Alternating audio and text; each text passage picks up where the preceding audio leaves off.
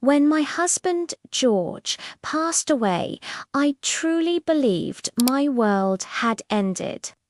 We'd spent 40 years together, side by side, through every struggle, every joy, and countless quiet evenings warmed by the fire. He wasn't just my husband, he was my partner, my absolute everything. After the funeral, a day blurred by grief, the lawyer handed me a crisp envelope. George's familiar, steady handwriting was on the front. My heart ached just seeing it. Inside, there was no long letter, just a single old-fashioned key and a short note. For when you're ready, my love, go to the house in Montana. Montana, my mind reeled. I didn't even know he had a house there. We'd shared every secret, or so I thought. The lawyer, with a gentle, pitying look, explained it was a small property George had purchased years and years ago. It's old, neglected, he said, his tone suggesting I shouldn't get my hopes up. Probably not worth much, I'm afraid.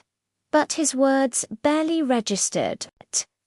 Something else was stirring inside me, a tiny flicker in the overwhelming darkness. It was curiosity, a spark of it, maybe even a sliver of hope. A secret from George. After all these years, I had to know. I had to understand. Just a week later, I found myself packing a small bag. It felt strange, this solitary preparation. I got in the car and just started driving north. The road stretched on and on, a ribbon of asphalt cutting through endless miles of dense forest. The fading sunlight cast long, dancing shadows, and my own thoughts chased me like ghosts. Memories of George flooded my mind. I could almost hear his deep, rumbling laugh, feel the familiar roughness of his calloused hands, and see him humming that little tune he always did while fixing things around our home. One of his last requests, spoken with a seriousness that broke my heart, echoed in my memory. If anything happens to me, promise you'll keep living, Mary, really living. And as the miles rolled by, a new thought began to take shape. Maybe this secret house, maybe this was his way of helping me keep that promise. By the time I finally crossed into Montana, the sky was a breathtaking canvas of orange, pink, and deep purple streaks. I rolled down the window, and the air that rushed in was crisp and clean, smelling of pine needles and recent rain. It felt like a different world. Following the old map the lawyer had given me, I turned onto a gravel road, and there, at the very end of it, stood an old run-down farmhouse. The wood was weathered to a soft grey, a few windows were cracked, and the porch roof sagged precariously on one side. It looked forgotten, lonely. But I knew, with a certainty that settled deep in my bones. This was it. This was George's secret. My secret now. Standing there, with the engine off and the vast, silent landscape stretching around me, I felt a strange mix of fear and anticipation. The house looked like it had been holding its breath for years, waiting. What was I doing here? Was I chasing a ghost? The sensible part of my brain told me to turn around, to go back to the familiar emptiness of my life back home. But my heart, the part that still belonged to George, urged me forward. I gripped the old key in my hand. It felt solid, real, a tangible piece of the mystery. Taking a deep breath, I got out of the car. The gravel crunched under my feet, the only sound in the quiet twilight. Each step toward that dilapidated porch felt like a step into the unknown, a step toward the last chapter of a story I never knew George had written. The front door groaned in protest as I turned the key. It swung open into a dusty, shadowy space. Moonlight streamed through the dirty windows, illuminating floating dust motes that danced in the air like tiny fairies. The house smelled of old wood, damp earth, and something else. Something faintly familiar, like the scent of George's old workshop. A thick layer of dust covered everything. A rocking chair, a sturdy wooden table, a stone fireplace filled with old ashes. It was clear no one had lived here for a very long time. It felt less like a house and more like a time capsule. As my eyes adjusted, I started to notice the details. A stack of old books on a shelf, their spines faded, a half-finished carving of a bird on the mantelpiece. These weren't just random objects, they were echoes of him. I walked deeper into the house, my hand trailing along the dusty furniture. In the small, simple kitchen, I found a set of handmade ceramic mugs, imperfect and charming. I could picture George sitting at the table, sipping coffee from one of them. Looking out at the mountains I could now see silhouetted against the starry sky. This wasn't just some random investment property. He had spent time here. He had created things here. This was his sanctuary, his escape, and he had left it for me. I wondered why he never told me. Was he ashamed of its humble state? Or was it something more, something he was saving for a time he knew would come, a time he couldn't bear to talk about? Over the next few days, I didn't just visit the house. I started to inhabit it. My first task was cleaning. As I scrubbed away the years of neglect, it felt like I was peeling back layers of a secret life. With every sweep of the broom, with every window washed, the house began to breathe again. Sunlight poured in, revealing the warm tones of the wooden floors and the simple, sturdy craftsmanship of the furniture George had clearly built himself.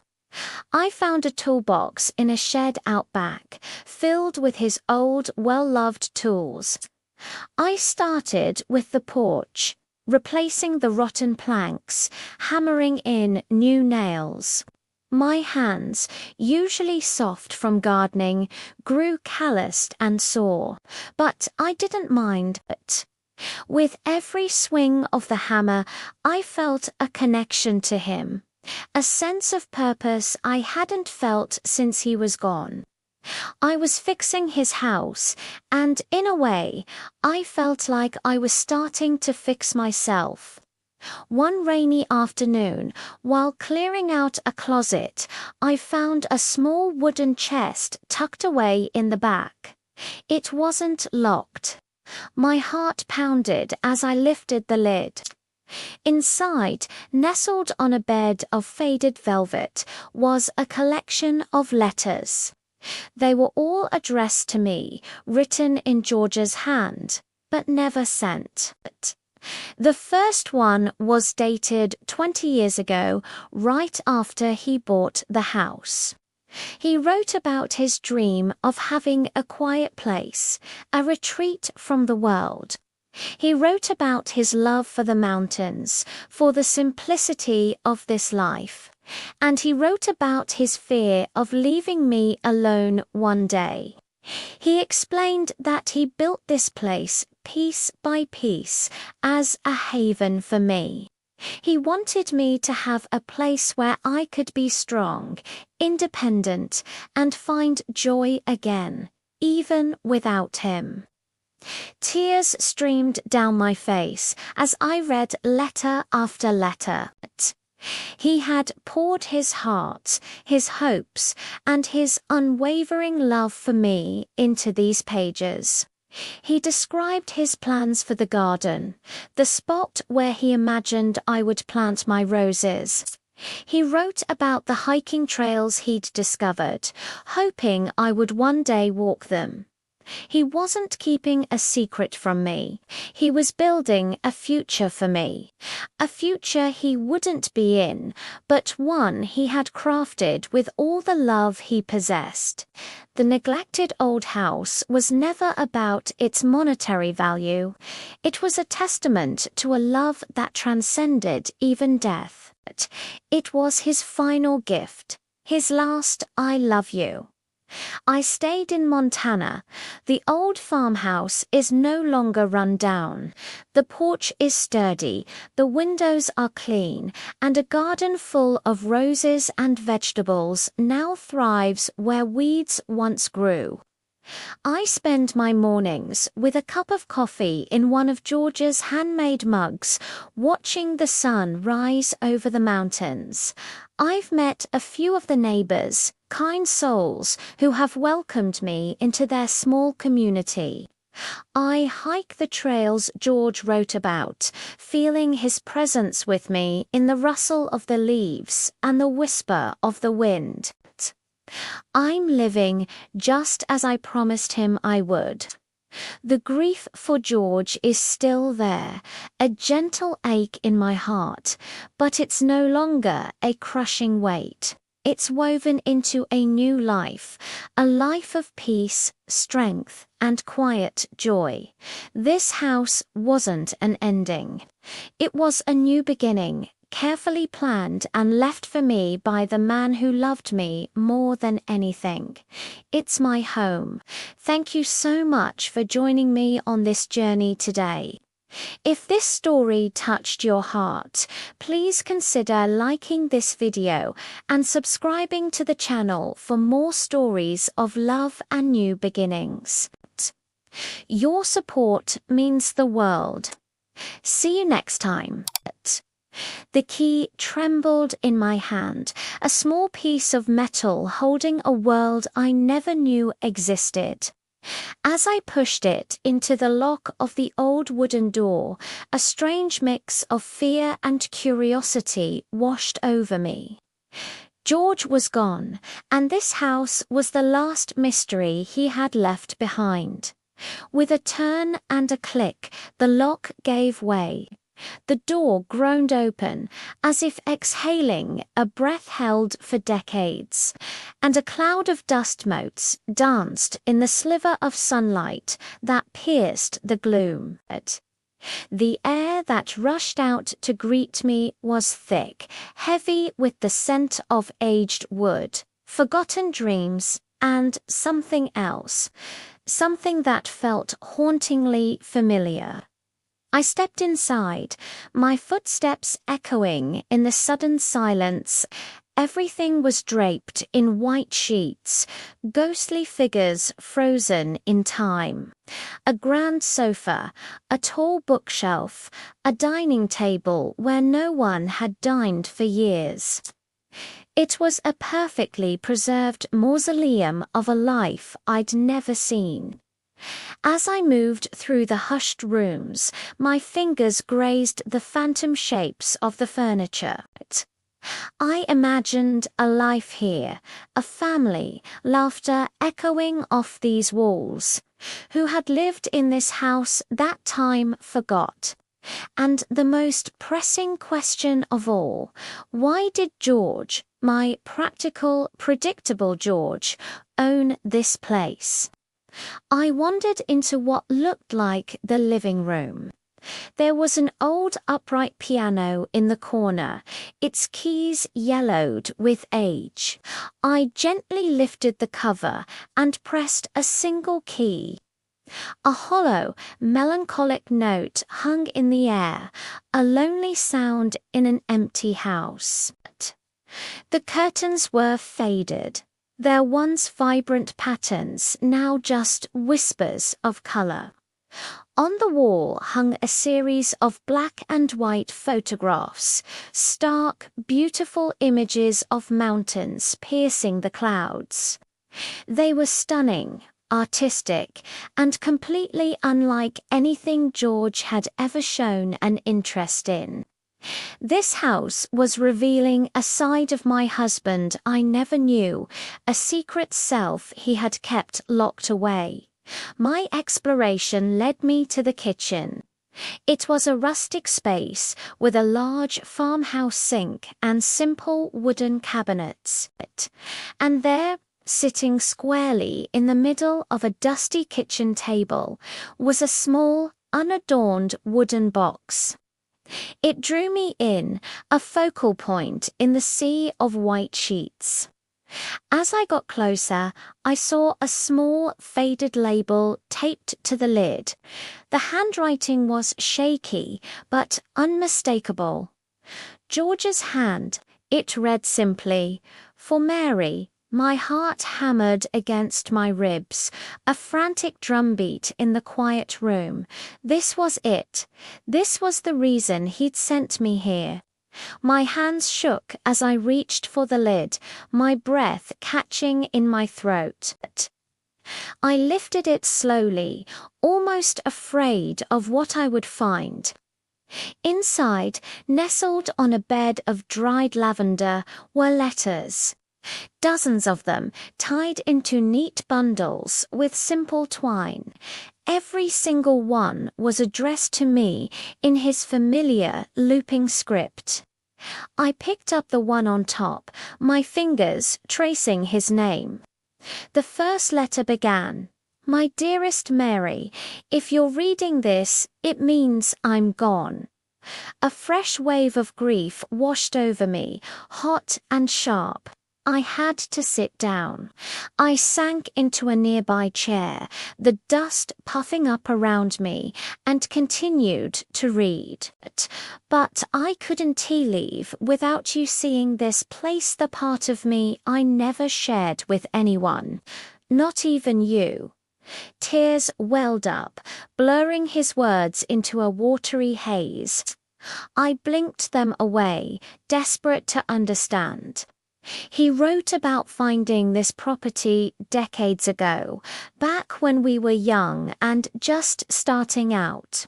He described how he stumbled upon it by accident and fallen in love with its quiet charm, its promise of a peaceful future.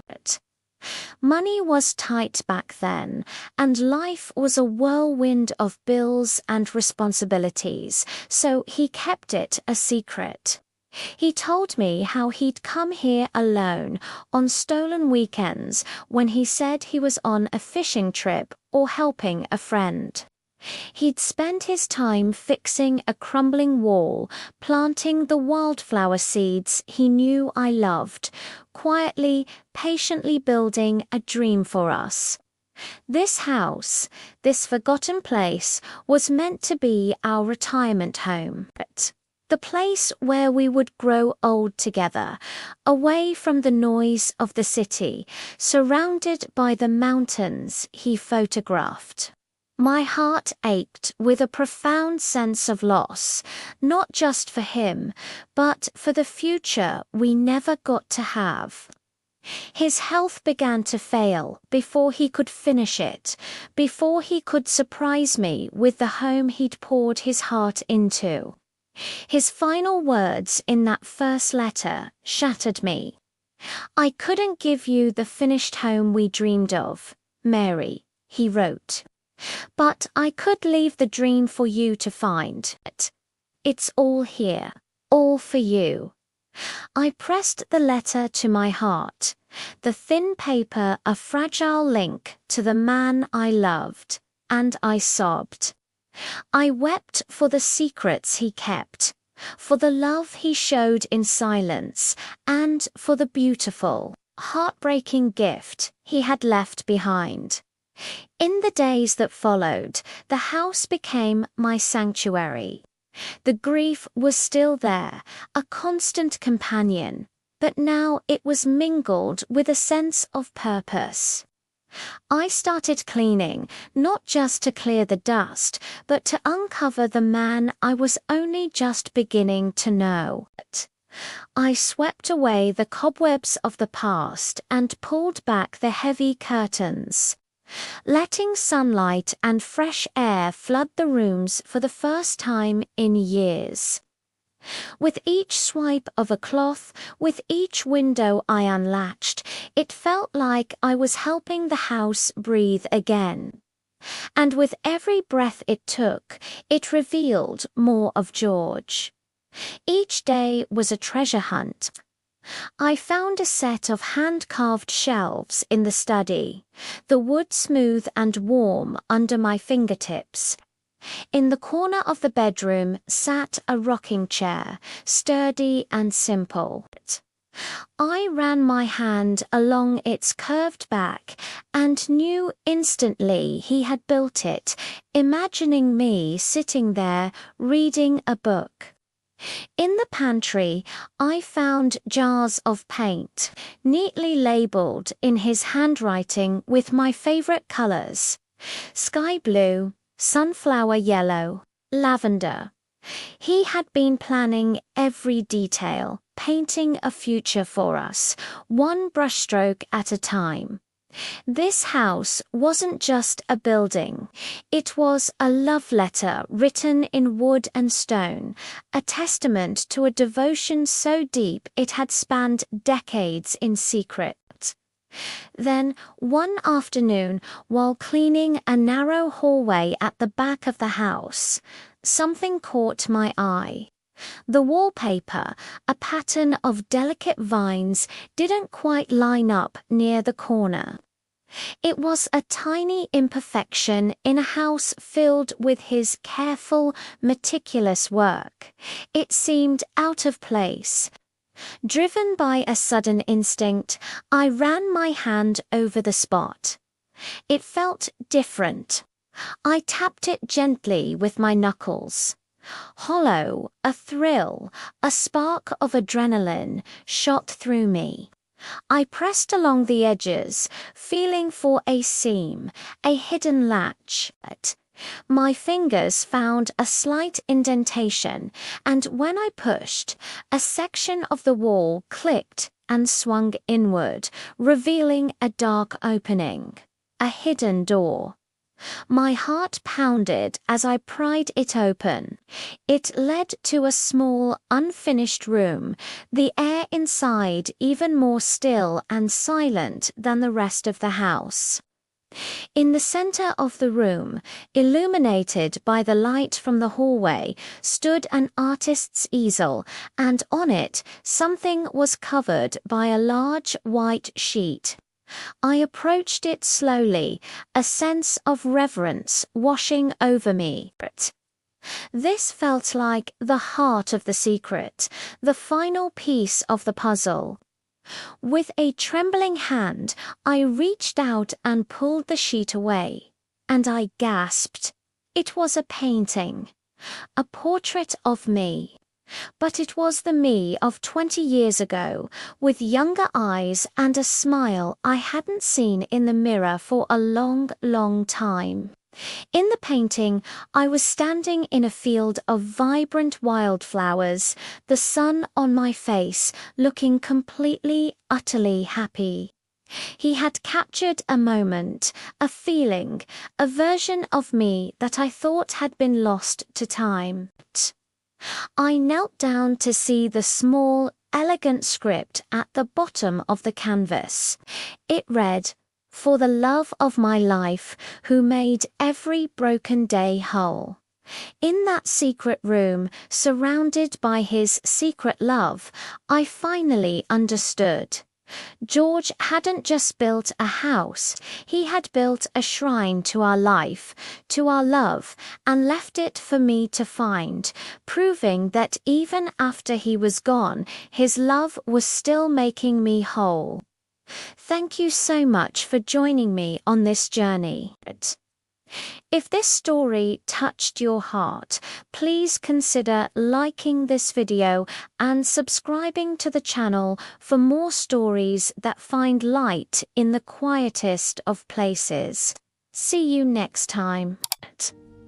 Gentle reflective music begins and fades slightly to the background. Have you ever wondered what happens to love after someone is gone? Does it just vanish, or does it leave echoes behind, hidden in the places we once shared? I used to think I knew the answer, but then I found this house. And everything I thought I knew about loss, about healing, and about forever, changed. This isn't just a story about a house, it's a story about a love that death couldn't erase. My name is Alara, and my story with George was the kind you read about in books. We met young, loved fiercely, and promised each other a lifetime. But life, as it often does, had other plans. When George passed away, it felt like my world had shattered into a million pieces. The color drained from everything, and silence became my closest companion. Grief is a heavy cloak, and for a long time I couldn't see a way out from under it. Then a letter arrived.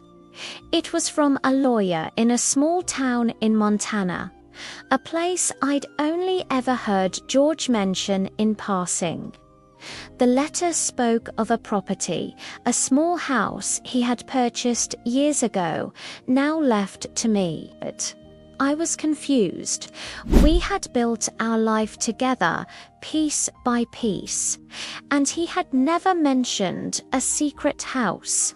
My first thought was to sell it, to get rid of this final, confusing loose end. But a small part of me, a tiny flicker of curiosity, needed to understand. So I packed a single bag, not knowing what I was looking for, and drove toward the mountains. The drive was long, the silence in the car only amplifying the questions in my head. Why would he do this? What was he hiding? When I finally arrived, the GPS led me down a winding, unpaved road. The house was a wreck. It stood weathered and hunched like an old man tired from a long journey. The paint was peeling, the porch sagged, and weeds choked what was once a garden. My heart sank. This wasn't a home, it was a ruin. It felt like another broken thing in a life full of broken things. I almost turned the car around right then and there. But something stopped me. A flicker of color on a shutter peeking through the grime. It was a soft shade of blue, my favorite color, the same blue as the wildflowers George used to pick for me. Hesitantly, I pushed open the creaking door. The inside was dusty and filled with shadows, but as my eyes adjusted, I saw it. The walls, they weren't just walls, they were covered in murals. Faded and peeling, yes, but still visible. There were rolling hills, a winding river, and a sky filled with stars. It was the landscape of our first date, a place we had sketched on a napkin and dreamed of visiting again. My knees buckled. He had painted it for me. This house wasn't just a place, it was his final love letter. That night, I couldn't sleep. I sat by the old, cold fireplace, holding the stack of letters I had brought with me, his letters, in one of the last ones, written when he knew his time was short. George wrote, "If you find this place too broken, don't leave it behind. Fix it. Live in it. Let it heal you like you healed me." Outside, the wind howled softly, brushing against the house like a whisper. It was in that moment I realized he was still here, not in body, but in everything he'd built. In every nail, every creak of the floorboards, every careful stroke of paint on the walls. This house was his last embrace. The next morning, I rolled up my sleeves. A new kind of determination had taken root in my heart. I began to repair what time had stolen. The neighbors, kind folks from down the road, saw what I was doing and offered to help. A retired carpenter named Sam fixed the sagging porch, telling me stories about the quiet man who used to work on this house every summer. I pulled weeds and planted roses by the fence, just like the ones we had back home. Every day I felt George beside me, not as a ghost, but as a warmth, a steady presence. Each brushstroke to restore the murals on the wall felt like stitching an old wound closed. By the end of summer, the house wasn't perfect, but it was alive again. And so was I one evening as I was unpacking the last of the boxes I'd finally brought from my old life. My hand brushed against something tucked behind the old upright piano. It was a small, dusty envelope. On the front, in his familiar handwriting, it said simply, "For our anniversary." My hands trembled as I opened it. Inside was a note and a photograph. The photo was of the house, but not the wreck I had found. It was new, gleaming, with George standing on the porch, smiling so proudly it took my breath away. On the back, he'd written, "I couldn't give you forever, but I could leave you a home built with love. Promise me you'll fill it with laughter again." I stood there and cried until the stars came out, tears of sorrow and of gratitude. And then I whispered to the sky, "I promise, George. I promise." Now, months later, I sit on that same porch every morning. The sun rises over the Montana hills, painting everything in gold. Birds sing in the trees, the wind hums through the pines, and peace a real, settled peace fills my chest. It's a peace I never thought I'd feel again. Sometimes I still talk to him, telling him about the little repairs I've made, the new curtains in the kitchen, or the apple pie recipe my neighbor shared with me. And though the world moves on, and life continues, I feel him here. He's in every sunbeam that warms the floorboards, in every whisper of wind through the trees, in the very foundation of this home that healed me. Love doesn't disappear. It changes form. It becomes a house, a memory, a promise. It becomes the strength to rebuild, not just a home, but a life. Thank you for letting me share this part of my journey with you. If you've ever felt lost in grief, know that you're not alone and that healing can come from the most unexpected places. If this story resonated with you, please consider liking this video and subscribing for more stories about finding light in the darkness. Take care of yourselves and each other.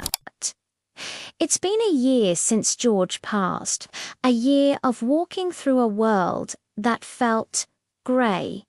The colours had just washed out. He left me this old farmhouse in his will. His lawyer said it was a project. My friends said it was a burden. Looking at the peeling paint and the sagging porch, I thought maybe they were right. It looked like a place where memories went to die. I almost sold it. I even had the papers drawn up. But something stopped me. A voice, maybe his, whispering, "Just take one look, Mary." For me. So I did. I drove out here, the keys feeling cold and heavy in my hand. The air was thick with the scent of damp earth and forgotten things. The front door groaned open like an old man waking from a long sleep. Inside, dust motes danced in the slivers of light cutting through the boarded-up windows. It was a mess. Cobwebs draped the furniture like ghostly shrouds, and a thick layer of dust covered everything. My heart sank. This wasn't a home. It was a tomb. I saw rot. I saw decay. I saw an impossible amount of work. I thought, George, what were you thinking? I wandered from room to room, my footsteps echoing in the silence. It felt like I was intruding on a stranger's life. In the living room, a grand stone fireplace stood cold and empty. I could almost picture him standing there, his back to a roaring fire, telling one of his terrible jokes. That little half-smile he'd get when he knew he'd made me laugh. The thought brought a dull ache to my chest. I turned to leave, convinced this was a mistake. This place was just another reminder of everything I had lost, another weight on my already heavy heart. But then my hand brushed against a dusty canvas leaning against the wall. I pulled it out into the light. It was a painting, a portrait of me, one he'd painted years ago when we were young and had nothing but each other and a pocketful of dreams. He'd captured the light in my eyes, the one I thought had gone out forever. I didn't even know he'd kept it. Seeing my own smiling face, so full of hope, felt like seeing a ghost of the person I used to be. It was the first time I'd cried, really cried, in months. Not tears of sadness, but something else. Something like a thawing. That painting changed everything. It was a key, unlocking a part of the house I hadn't seen before. Suddenly, I wasn't just seeing the rot and the dust. I started seeing the potential. I saw the strong bones of the house, the hand-hewn beams in the ceiling, the way the afternoon light wanted to flood the rooms. I realized George hadn't brought me here to see a ruin. He brought me here to remember. To remember the woman in that painting. The woman who wasn't afraid of a little hard work. The woman who believed that anything could be rebuilt. So, I stayed. I traded my city clothes for overalls and my grief for a hammer. The first few weeks were overwhelming. Every task seemed monumental. Ripping up the old water-damaged floorboards felt like tearing up the past. Scraping away layers of old, peeling wallpaper felt like shedding old skins. There were days I'd just sit on the floor covered in dust and plaster and think, I can't do this. But then I'd look at that painting, which I'd propped up on the mantelpiece, and I'd see his faith in me, and I'd pick up my tools and get back to work. Slowly, painstakingly, the house started to breathe again. I learned how to plaster walls, how to lay tile, how to fix a leaky faucet. My hands, once soft, became calloused and strong. And with every repaired window frame and every fresh coat of paint, I felt a piece of myself clicking back into place. The local hardware store owner, a kind old man named Frank, started calling me the miracle worker.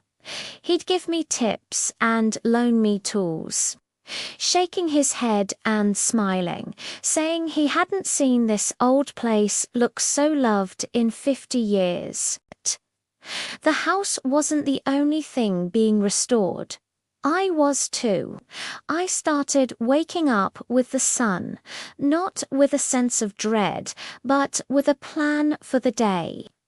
I found joy in simple things: the smell of sawdust, the satisfaction of a perfectly straight wall, the birdsong outside the newly glazed windows.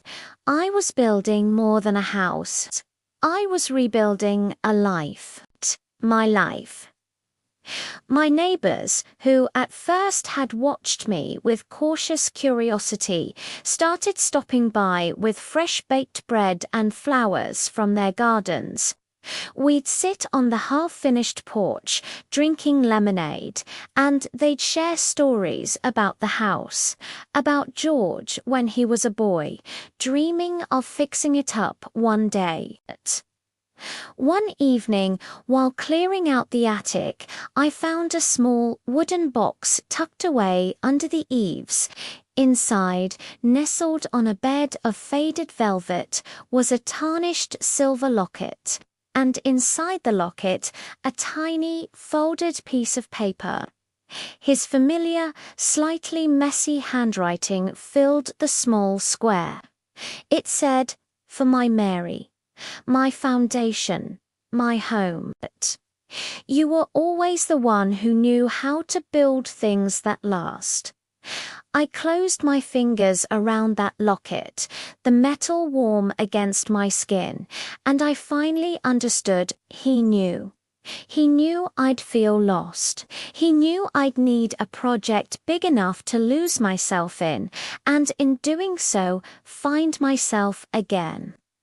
This house wasn't a burden, it was a gift. A roadmap back to me. When I first opened that door, I thought I'd found a ruin, but what I really found was us. Our love, our history, our unfinished dream, waiting patiently for me to come home. Now, every creak of the floorboards feels like a heartbeat. Every ray of morning light that spills across the polished wood feels like George saying hello. He didn't leave me a broken house. He left me a place to remember who we were. He left me a place to begin again. He left me a second chance at life. He built me a home, and I am building it into forever. Thanks for being here with me on this journey. If you've ever had to rebuild, let me know in the comments, and don't forget to follow along to see what we build next.